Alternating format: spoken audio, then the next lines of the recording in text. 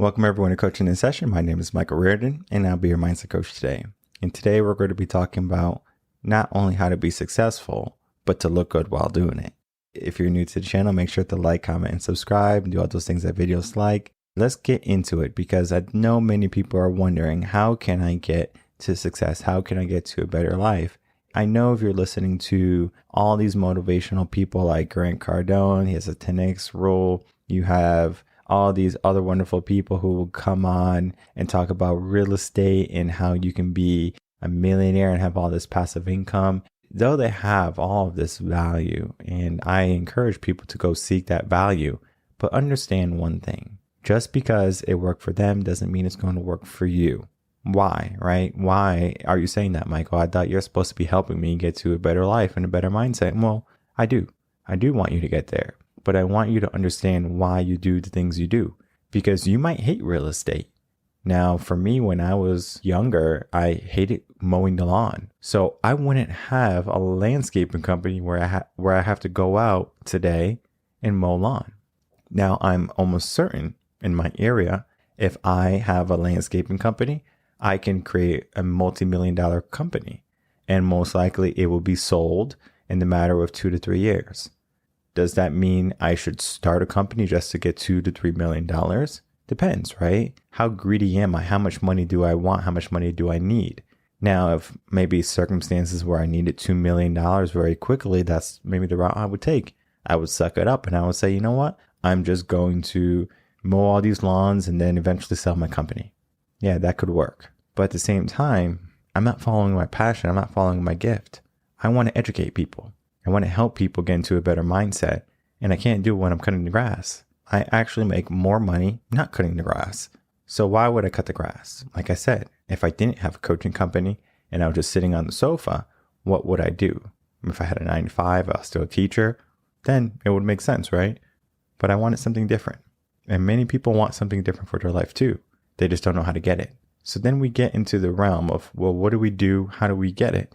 Well, you have to plan for it.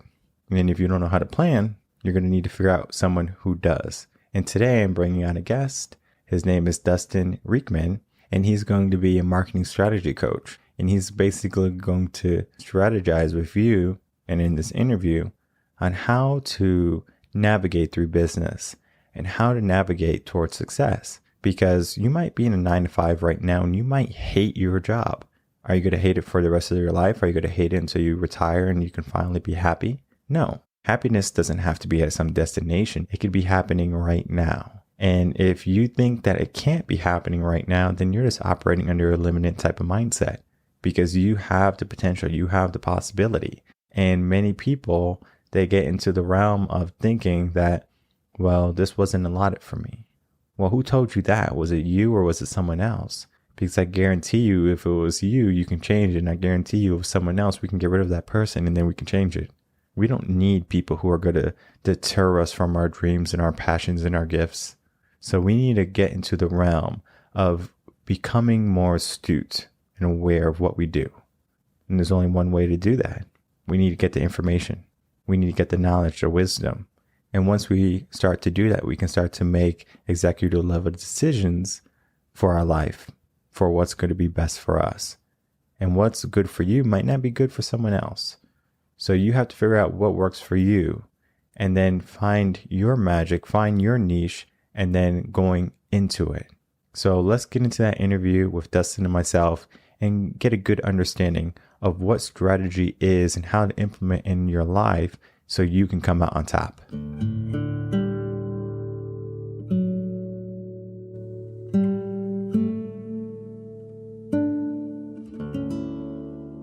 Welcome, Dustin Riechmann, to Coaching in Session. How are you doing today?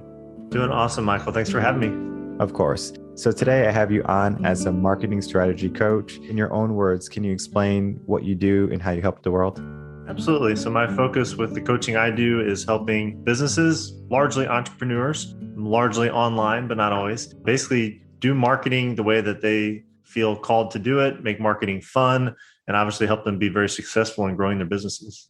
What does success mean for you? I know success is always something different. And I know if you ask what success means for me, it's going to probably be wildly different than your definition of success. Yeah, very well, maybe. I would say I very much tie success into fulfillment and freedom would be probably the two big things that come up for me. My brand is Simple Success Coaching. So I do get often asked, well, what do you mean by success? And especially for a business owner, this idea that they get to do the parts of the business that really light them up, the parts they feel called to do, the parts that they feel are in line with their purpose.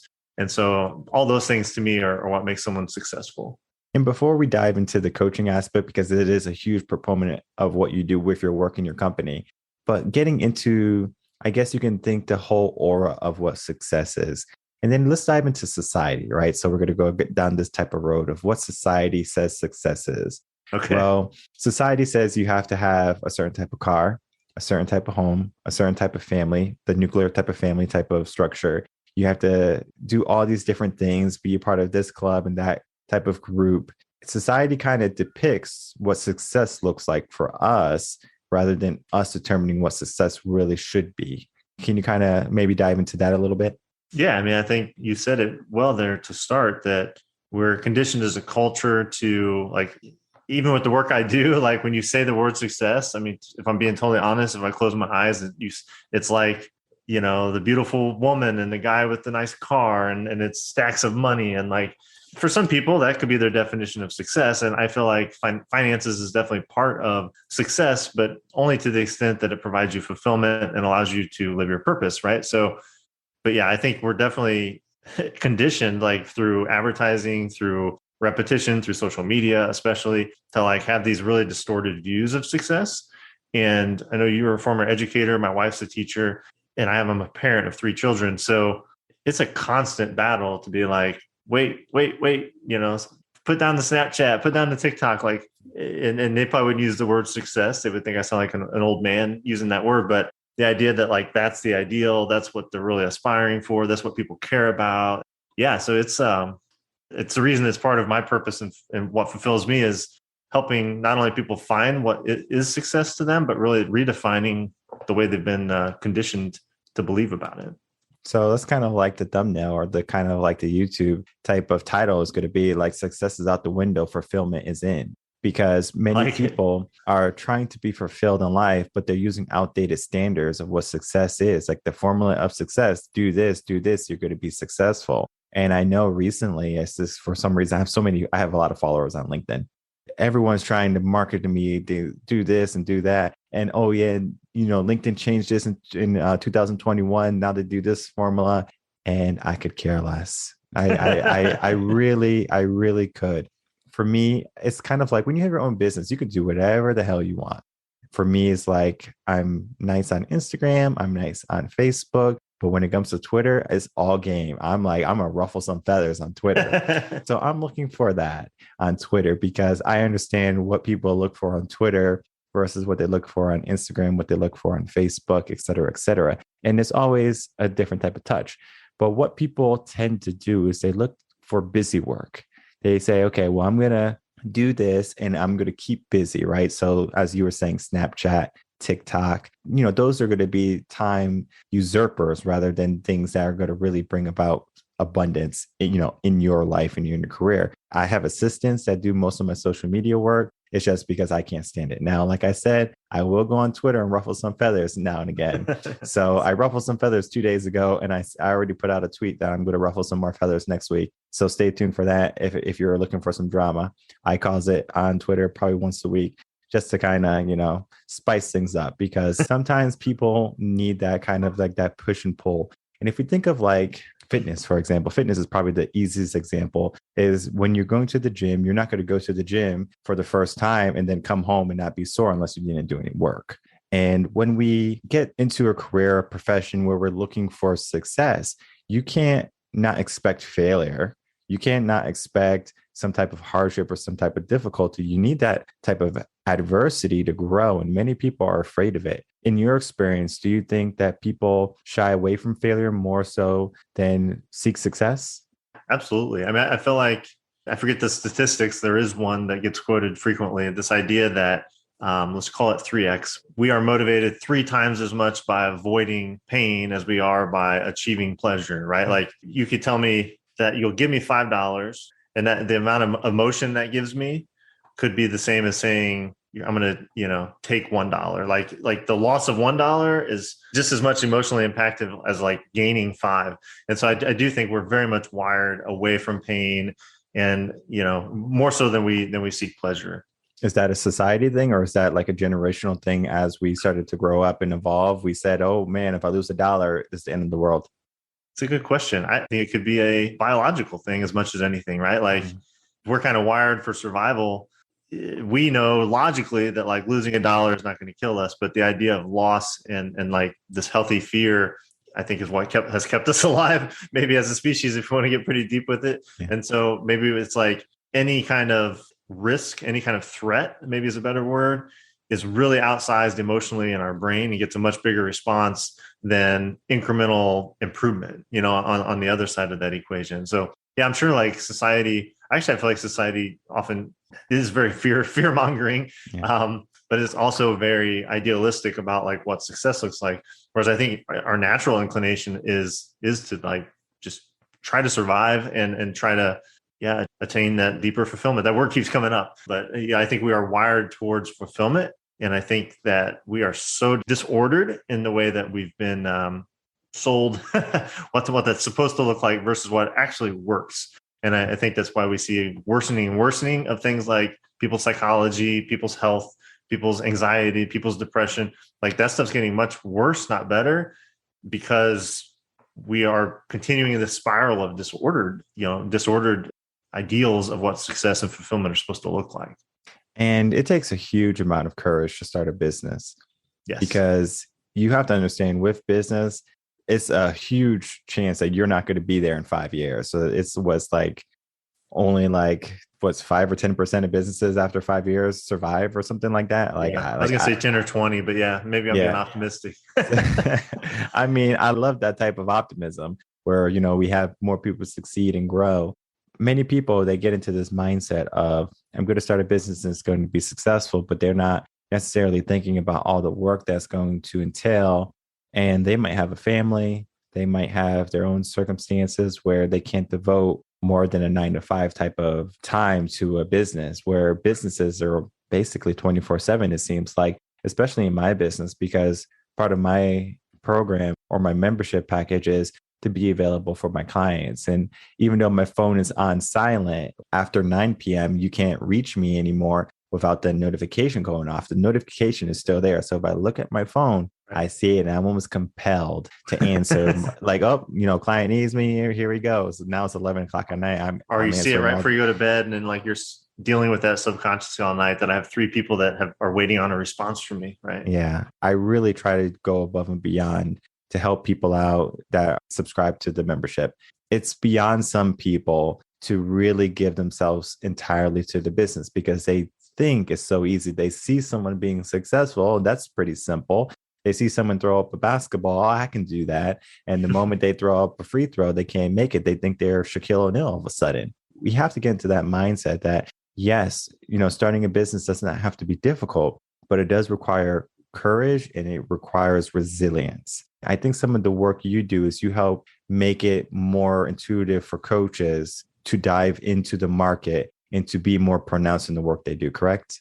It is. Yeah. I mean, it may help give people context, just 30 seconds. So like my background is actually in engineering. So you may hear that come up kind of like systematically, the way I approach some problems, including marketing. It was resonating when you were just talking about like 9 to 5, having a family. So I had an engineering career. I did a bunch of side hustles. My wife and I were doing marriage ministry. That brought me online. That's where I learned digital marketing, which was my ticket out of engineering. And then I have found a certain client there who became a business partner, and I've got an e-commerce brand. And then by marketing my e-commerce brand very passionately for 3 years, my coaching business emerged out of that because I was living it and showing people what I was doing. And then they started asking questions. And then I realized that I can actually help people in that way. So I guess I'm saying that to kind of give context that like, I'm not one of the coaches who sells other people how to do coaching sort of thing. Like I've ran numerous entrepreneurial enterprises. Can be extremely trying and tiring and grinding. And so I completely agree with what you said there. And then at the same time, I've matured, I'm almost 43 now, 3 kids, the oldest is 17. So like I've been through life enough now to see that maybe I made things harder than they had to be. And Mm. that while things will be difficult, sometimes we make them overly difficult because I didn't seek out mentorship. I didn't seek out a coach like you, Michael. I didn't at that time in my life invest to make things easier, to get shortcuts, to get insights, to get mentorship, like I said. So I'm very passionate now about providing that for people, whether they're younger, same age, or older. Like, I know my lane, I know the things I can help with. And I'm really passionate about helping people with that because I wish I would have done it for myself, and growing the other stuff that I've grown over the years. So I had a similar situation where I had a trauma, I was down and out. And I was like, I know this is not life. Like, I know there's a way out of this. Basically, one of the reasons why I became a mindset coach is because I was filled with all of these limiting beliefs, all these self-doubts, this fear of failure, where I found a nice, comfortable place in life. And I said, this is where I'm going to stay. And when I finally shook that nest per se, and I finally fell out, I had two options: to fall and crash or to figure out how to fly. Fortunately for me, I figured out how to fly. It was a lot of unnecessary trials and errors that could have been avoided if I got a coach immediately. yes. And I mean, since then, I've had many coaches, many mentors. But during that time, my coach, my mentor was the library. I went to the library for about 8 hours. I read all these personal development books trying to find the right answer. When I just had to find a coach that resonated with, then I would be able to speak with them. Today, I could tell, one of my mindset coaches or one of my business coaches, I can tell them what I'm thinking, where I'm having a hard time. And they could say, well, this is it, because we have a hard time seeing our blind spots. Oh, gosh, that's what's so funny. I mean, like, most of what I do in coaching is strategic marketing, as you introduced me. So you think, well, then you must be really good at strategically marketing your own business. And I'm probably better than average, but I have huge faults there because I can't, it's like we live inside our own little jar up on a shelf, and I can see everyone else's faults and strengths, and I can help them and mold them and show them a path and all those things. But like, I'm stuck inside my own jar. And it's so true though, like having a coach, being in mastermind groups, being at events and peer things, like something where someone's looking at you and like observing what you're doing, like they can always offer. Yeah. It's like college kids have no shoes, right? Like, I didn't have a website for my business till like 4 months ago. And I'm telling other people all about like what to do. I used to build websites, but part of it was a lack of necessity. I didn't really need it for what I was doing, but it's just comical sometimes because a lot of people I work with are coaches or they're like marketing agencies. And some of the worst marketers are marketing agencies. They're like really good at marketing for their clients, but like their website will be out of date. It doesn't even talk about what they actually do anymore. Like, it's just so funny though, that like the people, like you just say, you can't see your own stuff. And you really need that outside help. And it comes in many formats, but you can't often get there just through introspection.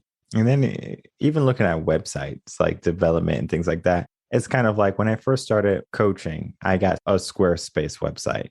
Yeah. Because I had someone saying, oh, yeah, I can develop your Squarespace website. It's the way to go. So I get it reluctantly. I didn't know anything about websites or anything. I get this Squarespace website. The guy, he never even designs it for me. Lo and behold. So I had to learn how to use Squarespace. So I learned how to use Squarespace, set it up, comes up pretty decently. Well, my coaching business grows. So now I have a podcast and I have all these things, and Squarespace is limited to a lot of things. So I was like, I have to change now. So I had to basically port over everything I did from Squarespace for the past 2 years to WordPress. That was a huge ordeal because I did it myself because I wanted to learn how to do it. So I learned WordPress, the ins and outs, and then made the whole website from WordPress. It took about 2 months. That's how long it took me to learn WordPress, port everything over, get everything good.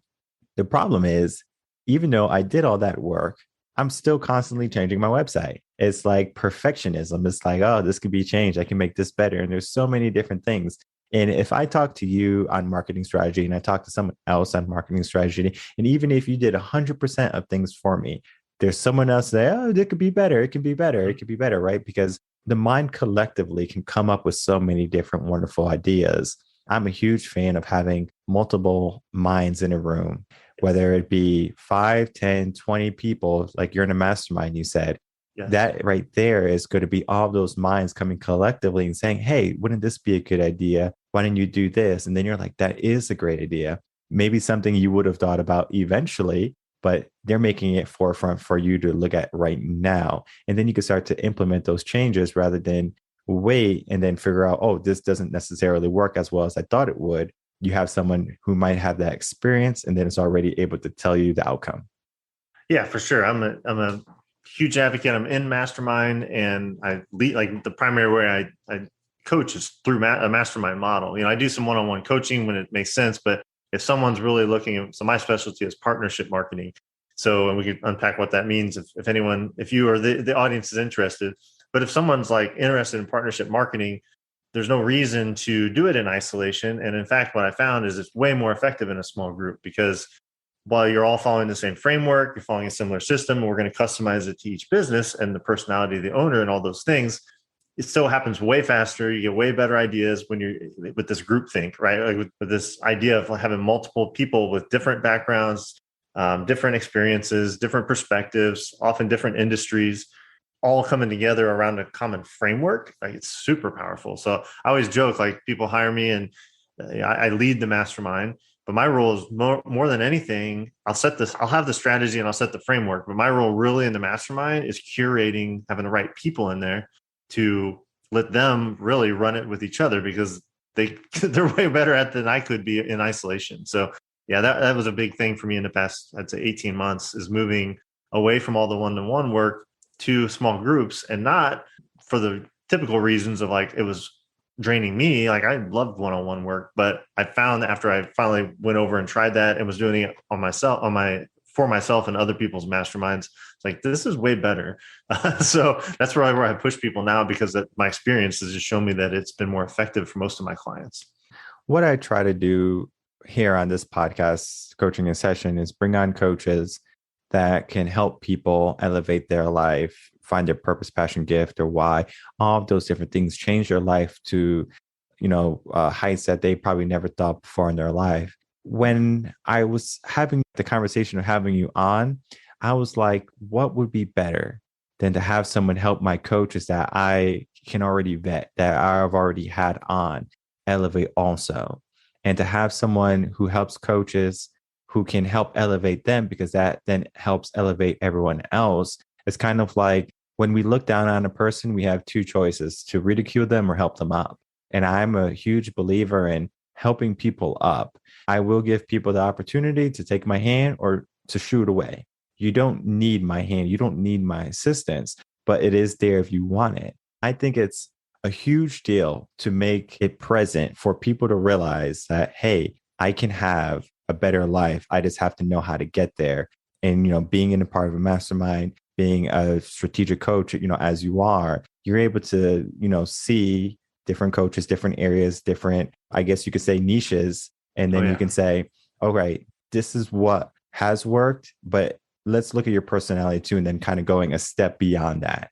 Yeah, absolutely. I mean, I think there's no way to earn this other than through a lot of experience. I'll just say experiences, good, bad, and ugly. But my special sauce, honestly, as a coach, is the breadth of things I've worked on in my career. So, being an engineering consultant, doing marketing for that in a very niche environment. I've taught at a university. I've had clients that are like local dentists, local real estate, restaurants. And then I have my own like digital product business, and I have my own e-commerce business, and I have my own coaching business. And then I've had clients in like pretty much every single industry. Like my last mastermind had it literally had a chicken farmer in it. It had a Google Ads expert. I'm thinking of like faces as they go by, like more of a spiritual coach, a health coach, a consultant who worked with basically executive level people on things like purpose and fulfillment and getting connected back to their purpose when they feel like they've lost the definition of success. Like, I could sit here and just talk about these dozens of people that have been through my life and I've helped. Well, what that ultimately ends up doing is offering a really unique perspective, because not many people have seen that many types of businesses and been involved in the inner workings of them, and with a special focus on the marketing, right? So it's been really fun to be like, hey, you're selling, in my example, my e-commerce business is meat sticks, right? It's like craft, better for you protein snacks. But we've done some really unique stuff there that I really learned by strategizing and helping a dentist on a local basis. But it was like things like referral marketing, partnership marketing, like a lot of this stuff. It has very different applications depending on the type of business, but it's the same mindset. It's the same framework.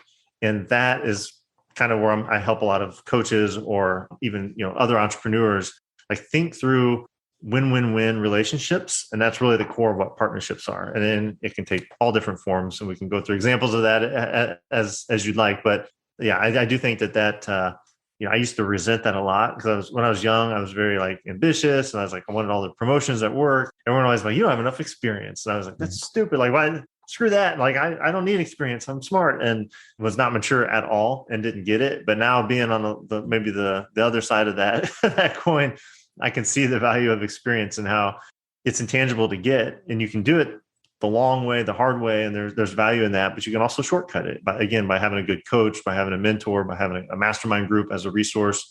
You can get collective experience from other people. You don't have to do it all yourself. And I think that's been something that's really changed for me in the past 4 or 5 years. And that goes for everyone. That doesn't go for just coaches. You don't have to have a coaching company to seek your help. You can have your own business, or you can maybe be someone who considers yourself an upcoming entrepreneur, and you might not know the ins and outs of what you're about to do. So you're trying to figure out, well, where do you begin?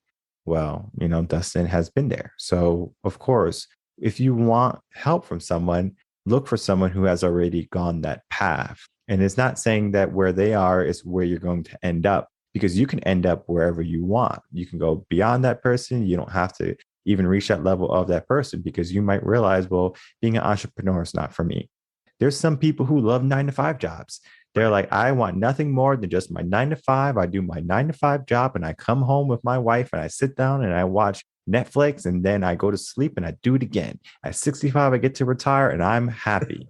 That's my wife. So sometimes you have the same household where like that's her. And even while I was doing my 9-to-5 as an engineer, I never didn't have a side hustle. Like, it was always inevitable I was going to be an entrepreneur. I didn't really understand it or even know it was an option growing up. I didn't know anyone who was an entrepreneur. It was completely foreign to me. But then once even as I was doing engineering, I was doing some entrepreneurial things with it, I would say, in the way I was approaching it. But yeah, for sure. So you often hear that with relationships, so that like you counterbalance each other, right? So she's very security driven, very structured, and 9-to-5, well, and then she can turn things off. Yeah, it doesn't turn off for me, and she's learned to either tolerate that or appreciate it. I'm not sure. Yeah, I mean, maybe I can, well, probably not, because I used to be an educator and I left education. Multiple reasons why I left education, but I will tell you this is on my last days of education, I was going into school, not disliking my job because I love the kids. Like, was working with them was kind of like a fresher breath air every single day. I would go in, and then I was just starting to ask myself, like, is this it? Is this my life? Because it was good to be the same thing every single year. Yeah, you get different students, you get different issues, different problems come up, different tests, but at the same time, it's still the same thing over and over again. So it was almost redundant in the sense of I'm doing the same thing over and over again. Of course, you can spice things up here and there. You can use some different material. Theoretically, it was the same thing every little bit. And I was looking at impact. I was like, how much impact can I make? I'm going to teach for probably 40 years. So I'm going to have basically 40 different classes go through. So I'm going to have basically 40 years of classes. Well, guess what? I was like, you know what? I want a bigger impact was basically what I asked myself. I just don't want to help, 12,000 students or whatever it was or more. I wanted to help millions of people. And then now my mission for this company is 2 billion people. And it's an absurd number. Number one, it's like, can I reach it? I don't know if I can reach it, but at the same time, I'm still going to try every single day to get closer to that 2 billion. And I know what I do with my work is going to create a ripple. So for example, you and I talking about what you do, and then how you can help people. And then if someone falls upon this podcast, this episode, and they say, I'm going to have Dustin help me, right? So now Dustin was introduced from, coaching a session. So now he's helping other people grow. And then that coach is helping other people grow. So it's kind of like a ripple effect. And I might not know when I hit that 2 billion people. I might not know where all of a sudden it's like, yeah, I think I helped 2 billion people, good job. It might be hard to track, but yeah, I completely agree with your sentiment. It's, the ripple effect is very real, and the way exponential growth happens is compounding, and compounding is exactly what you said: the 1 to 1, then 1 to 3, then 3 to 9, or whatever. Mm-hmm. Because every person you impact, because the way you show up and the way you work with people, they're going to go impact multiples of that. And then all those multiples get to impact multiples of themselves. And yeah, absolutely. I think you can impact 2 billion people. Just tracking it might be difficult. So Exactly. So it's about consistency. It's about understanding that even though it might not be forefront, and I'm not looking for immediate gratification, that's number one. I can be in this game until I'm 80 or until I'm in the grave. For me, I don't see myself retiring because I want to retire. If I retire, it's going to be totally different, meaning someone wanted to buy the business out and I wanted to sell it. And I was talking to my wife about that. I was like, if someone really wanted to buy this company out, I was like, it's going to take a lot of money because it's just my whole mission, my whole purpose in life is to help this many people. Like I want to do it. And we have like 8 billion people right now. So, helping a quarter of the population, that's going to be drastic because if we look at society today, many people are afraid to fail. Many people are afraid of success. They're afraid to put themselves out there. They're weak. They're fragile. They're, have these limiting type of mindsets, all of these negativities, which don't belong. Right. And I'm sure when you left, engineering and going to be maybe more entrepreneurial for a full-time aspect, I'm sure there was some fear aspect there. But then at the same time, there was still some, I guess you can say, some higher level of thinking and desire that you were going to only get from doing that job and not your engineering job. yeah, it's 100% right. There's a lot of fear, honestly, because my wife was a special education teacher for 8 years. Then she stayed home for 8 years when we had our third child. And now she's back in education. But it was in that middle 8 years that I decided I wanted to make this leap. So I was the sole breadwinner. I was all the insurance. I was all the all the money, everything in the household. And again, she's got a very strong security gland, if you will. And so it was a very interesting time. But I actually remember exactly when it kind of happened for me and like this realization. I would call it an epiphany. But summer 2017, for some reason it finally hit me. I was like, wait a minute, I've been putting this off for like a couple of years. Like I knew I wanted to make this change, just never could pull the trigger. And what finally happened for me, Michael, was I had this realization that this is not a permanent decision.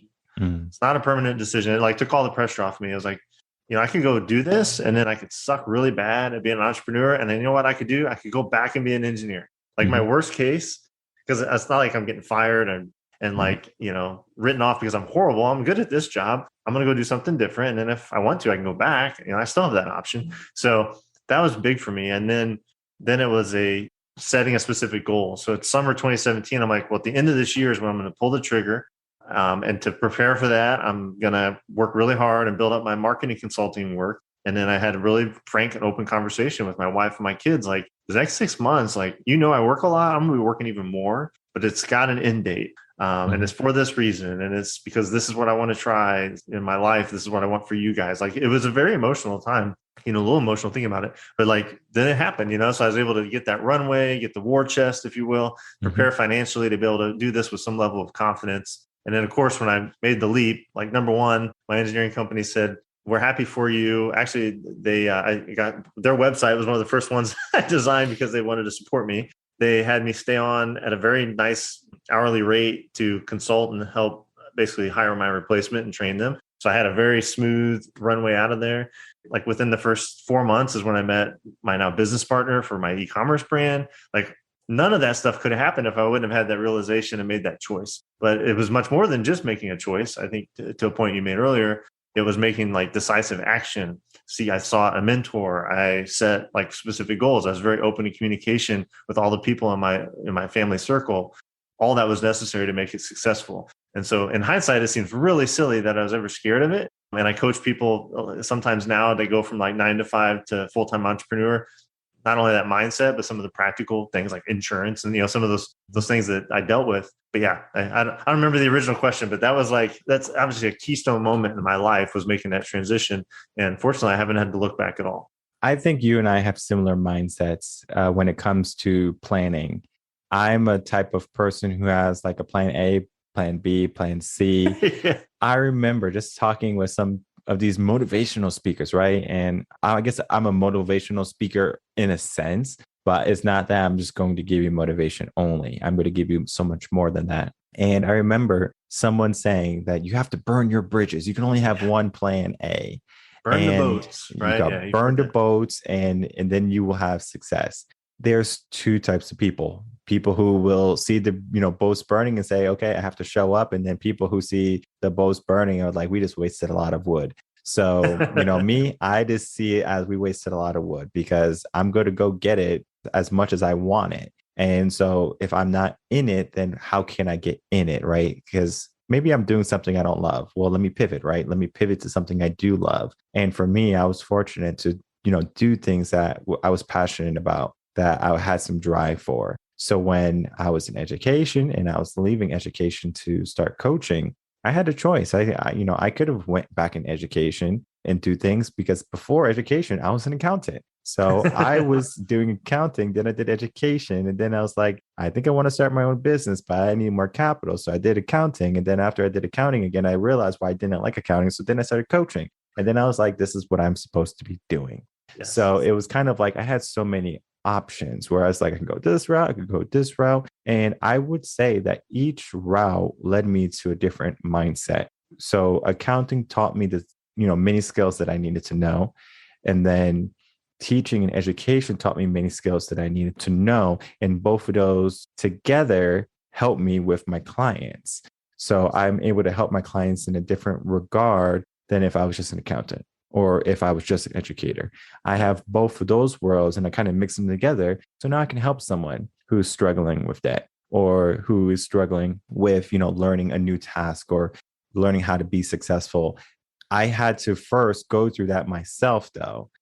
But many people just kind of brave it on their own. They say, you know what, I'm just going to do this and I'm not going to seek help. And I think that's one of the greatest disservices we can do for ourselves is to try to go in this alone. And if we look at humans, just, like from our ancestors, we have always been together, meaning I might be a hunter, you might be a gatherer, but at the end of the day, we come together with our food and we eat together. And so having that type of mindset of there's no competition between me. Yes, you might have competitors, but at the same time, everyone wants to see you eat, maybe not at their table, but everyone wants to see you successful. And that's one of the things that I want to offer people is that success can be there. And I know sometimes, I'm sure people think like, why do you have all these coaches on? Because you're a mindset coach, but yet you have another mindset coach on. And then you're saying that this mindset coach is someone I should talk to. Well, first of all, I'm a different type of mindset coach because scarcity mindset doesn't reign supreme in my mind, number one. And number two, I have a different personality from most of the coaches that I speak with. Right. Now, if you really want to get coaching from me, you would, of course, go through the consultation. You will get my personality. I'm going to give you the plan of action, the course of action we're going to take, and you say yes or no. If you don't want to work with me, no skin off my back. But at the same time, I choose who I work with. Yep. And I'm sure that's the same for you. It's exactly it. Yeah, I was going to say, like, for me, it's marketing. So the way people, they're like, hey, I feel stuck in my business. My revenue's flat. Maybe I want to pivot.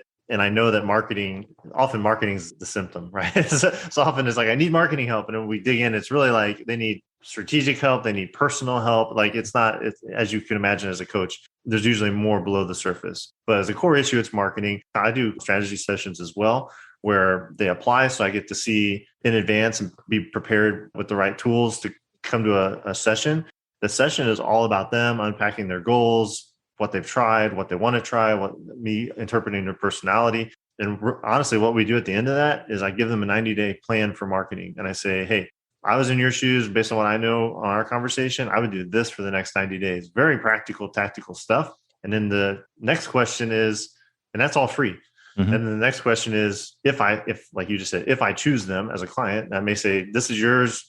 Nice knowing you. But if I find that I do think I could really help them and we would really jive in a coaching environment or in my mastermind environment, then I'll say, would you like my help with that? That's my whole sales pitch, right? I listen to them, give them a 90-day plan, and I say, would you like my help with that? And if they say yes, then we would figure out, cool, is that a one-on-one thing? Is that a mastermind? Maybe it's not even me. Maybe it's like, okay, first 30 days of this plan is mindset. I'm going to set you up with my friend Michael. then you come back to me for the marketing. That happens often too. So my role in that whole thing is really like almost like a diagnostic, right? It's like understanding what the issues are, seeing below the surface where I can, unpacking, and then giving them. It doesn't have to be a perfect plan. The thing is, if when people have a plan, they feel empowered, they have clarity. As long as it's in the general direction they need to go, like it's going to be a huge benefit to them, even if we refine it along the way, which we often do after you get in a little deeper and spend more time. But yeah, that's my process. It sounds pretty similar to what you do with your mindset coaching. And then just to break what you said down to the micro level is think of you're trying to make a cake, right? So you need sugar, you need flour, you need eggs, salt, and a pan, right? Now, what I want you to do is take all those ingredients and just put it in an oven. Are you going to get a cake? You're not going to get a cake, right? Yeah, you have to mix it, right? So you're basically mixing everything. And then you have to figure out the levels, right? Oh, I put too much sugar. I put too much salt. I need some vanilla in there. I want some cinnamon. So we get to perfect what we have known already is to be a cake, which is all the ingredients, but we don't know how to put them together. And I think many people start a business where they have the ingredients. It's just that they don't know how to mix it and make the cake in the process. Because yes, you can get all the ingredients, skip the mixing process, put it in the oven, and you won't get a cake. But if you take time to say, okay, how do I make a cake? Let me mix it. Let me do this step, and then kind of go in an order, and then finally getting your masterpiece or that cake out of the oven. Because if grandma gave you her recipe for a cake, most likely you're not going to make it the same way she does the first time.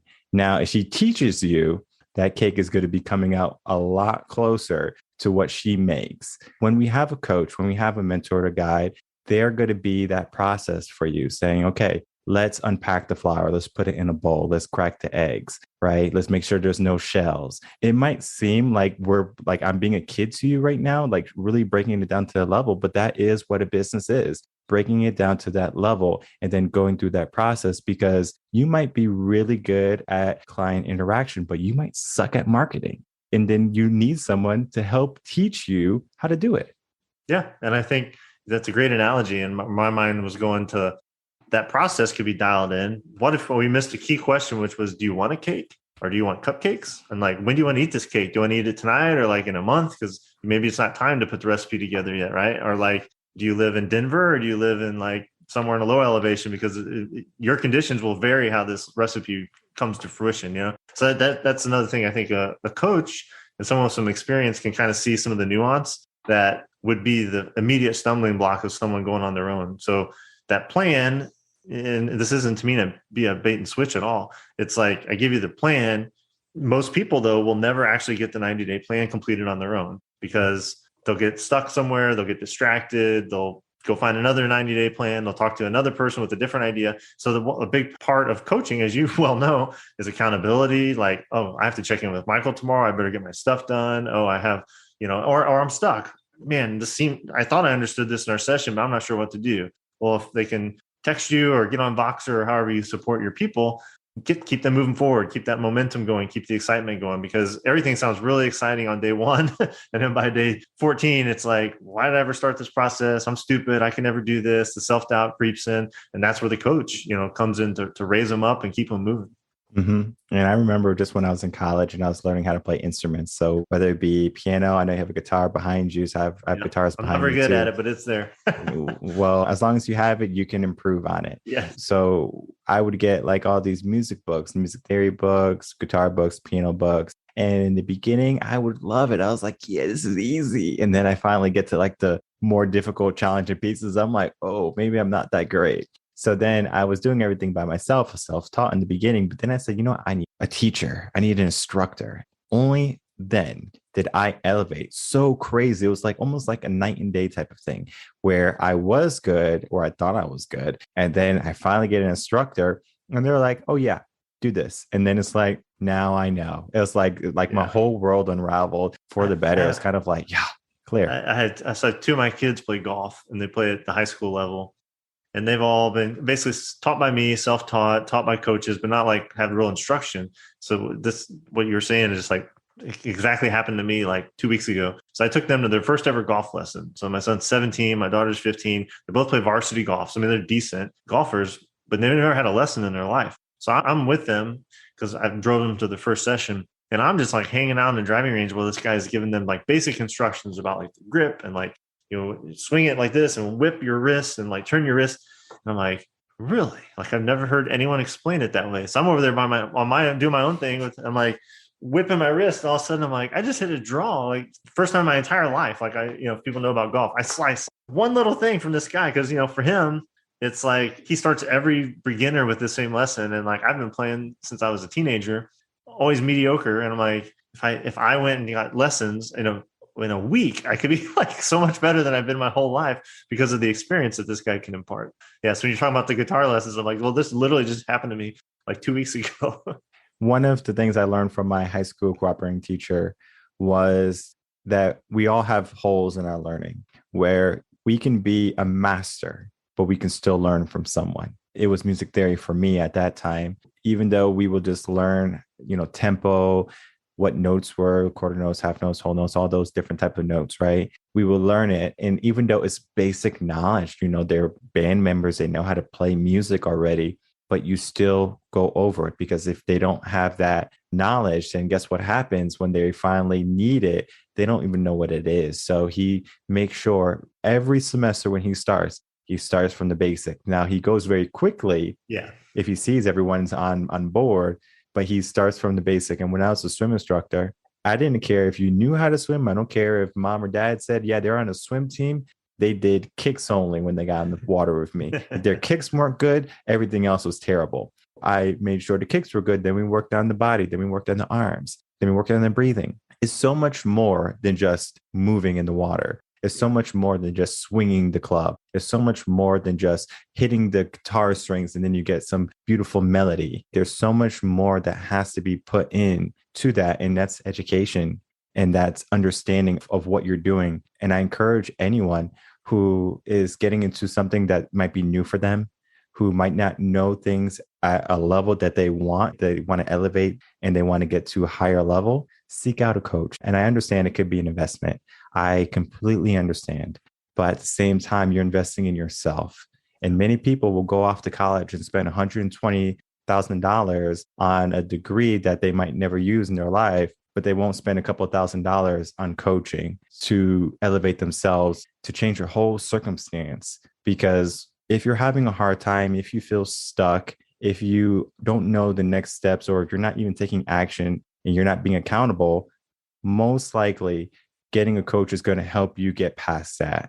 And I know the work that you do, Dustin, is really good at being impactful for people to help them get a good understanding of where they are and develop strategy and planning to help them elevate themselves, whether they be a coach, whether they be a person who is getting into the realm of, being an entrepreneur, or just someone who maybe is uncertain in their career and they're thinking about making a change. It's what I love to do. And I didn't, this is a realization just a few years ago. So, I've been running these businesses, I've been doing marketing and was doing it pretty effectively when someone finally asked me how I do it. And then I got in and learned how to be a better coach and how to really do it. You alluded to this earlier. I told my wife, like, we'll sell Fire Creek Snacks, the e-commerce company, at some time. I may not host masterminds when I'm 60. I don't know, but like, I'll always be doing business and marketing coaching forever. Like I don't know what else I would do. And it may be on a voluntary basis. It may be for high school students. Like there's a lot of different applications as my seasons in life change, but I don't see myself ever not being a mentor and a coach to people because it's what I'm meant to do. Right. Mm-hmm. So I can't not do it. And I really enjoy it. So I appreciate you saying that.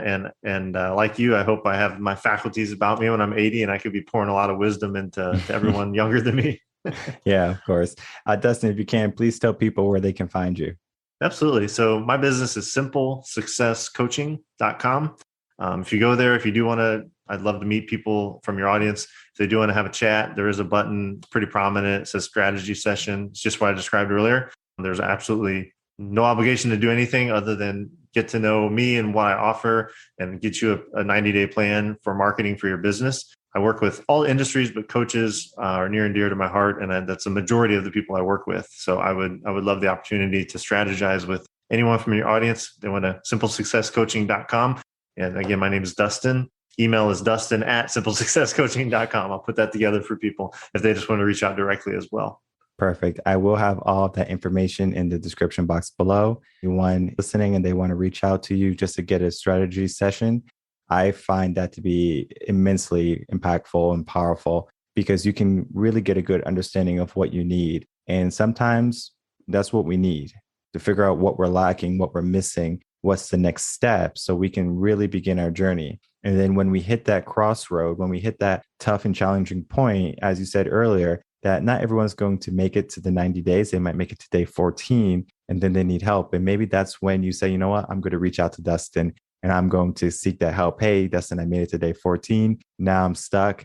Let's begin, right? Because I'm really wanting to get to day 90. I really want to see that end goal because that end goal is my dream, is my purpose, my passion. There's no reason why you can't get it. You know, seeking someone like Dustin to help you get it is going to be advantageous for you, to say the least.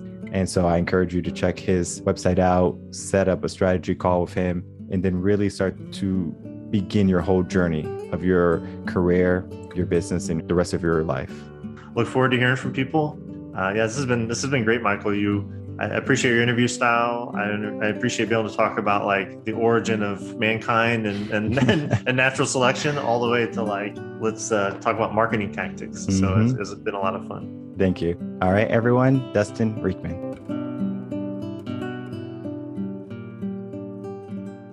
All right, everyone. I'd like to thank you for watching my interview with Dustin Riechmann and myself.